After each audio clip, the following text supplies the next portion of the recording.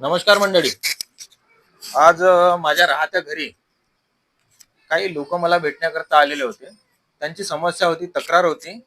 ते आपण जाणून घेऊया काय समस्या आणि काय तक्रार आहे म्हणून.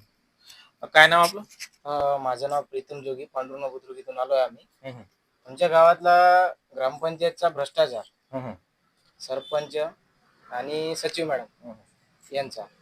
गाव आम्ही कोणतं आहे? पांडुरंग बुद्रुक, पांडुरंग बुद्रुक, घाटांची तालुका. घाटांची तालुका. हम्म. काय प्रॉब्लेम होते? प्रॉब्लेम आमची अशी आहे की आम्ही म्हणजे ना गावातल्या आट नाही बनवत.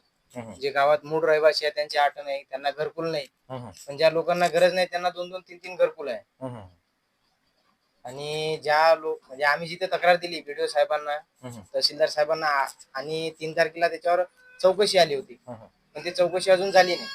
हो का? बीडीओ साहेबांना फोन लावून विचारलं तर चौकशी आली म्हणून त्यांचं म्हणणं होतं असं, चौकशी आली बा तुमच्या गावात.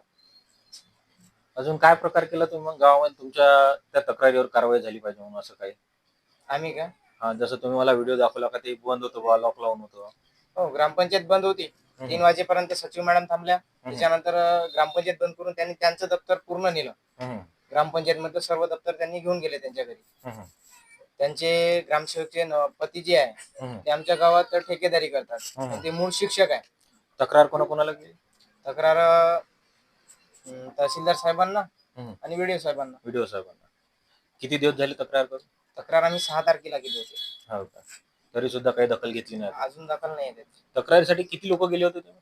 आम्ही तक्रारीसाठी 14 जण गेलो होतो. 14 जण गेले. 14 ते 15 जण. तरी त्यांना काही फरक पडत नाही, जाग येत नाही.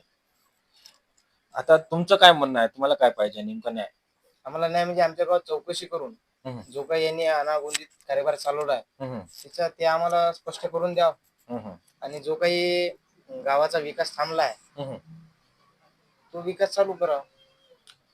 बघा, तिथल्या अधिकाऱ्यांना, कर्मचाऱ्यांना आणि राजकारणी लोकांना, आमदार, खासदार, वरिष्ठ अधिकारी जो कोणी असणार, त्यांना माझी हात जोडून नम्र विनंती आहे का हा जो प्रकार चालू आहे हा थांबायला पाहिजे. जनतेला त्रास होऊन राहिला आहे, त्यांची योग्य ती काळजी, दक्षता घेतली पाहिजे, त्यांच्या तक्रारीची दखल घेतली पाहिजे, अशी मी सर्वांना हात जोडून नम्र विनंती करतो. माननीय एकनाथ शिंदे साहेब, देवेंद्र फडणवीस साहेब, मोदी साहेब यांनी सुद्धा इकडे लक्ष द्यावं. या प्रकारची परिस्थिती आपल्या समोर दिसून राहिली आहे. धन्यवाद.